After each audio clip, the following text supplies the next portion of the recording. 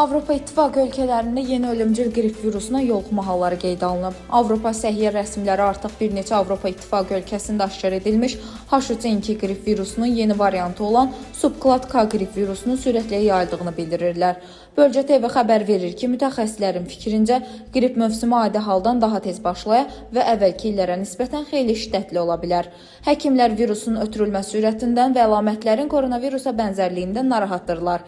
Məlumata görə Böyük Britaniya Milli Səhiyyə Xidmətinin direktoru Jim Maki səhiyyə işçilərinin son illər ən sərt qışlardan biri ilə üzləşdiyini bildiriblər. O, səhiyyə sisteminə düşən yükün əhəmiyyətli dərəcədə arta biləcəyi barədə xəbərdarlıq edib. İlkin araşdırma məlumatları göstərir ki, yeni H3N2 variantı əvvəlki ştamlara nisbətən xeyli asan ötürülür və ağır əlamətlərlə müşayiət olunur.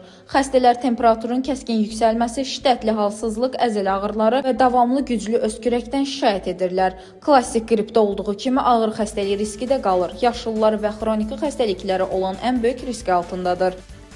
Viyana Tibb Universitetinin fizioloqu Florian Kammer panikaya ehtiyac olmadığını qeyd edib, lakin mövsümün yeni başlandığı və proqnozun qeyri-müəyyən qaldığını vurğulayıb. The New York Times qəzeti həmçinin ABŞ-ın potensial olaraq ağır qrip mövsümü barədə xəbərdarlıq edir. Nəşr xəstəliklərə nəzarət və profilaktika mərkəzlərinin məlumatlarına istinad edir ki, bu da virusun yeni variantının keçən ilə nisbətən daha sürətlə yayıldığını və daha ağır əlamətlərlə xarakterizə olunduğunu göstərir. İmmun cavabının effektivliyini azalda biləcək mutasiyalar da qeydə alınıb. Avropa və ABŞ-dakı səhiyyə mütəxəssisləri ağır xəstəlik riskini azaltmaq üçün peyvənd olunmağı tövsiyə edirlər. Dilbər Vüqar qızı, Bölgə TV.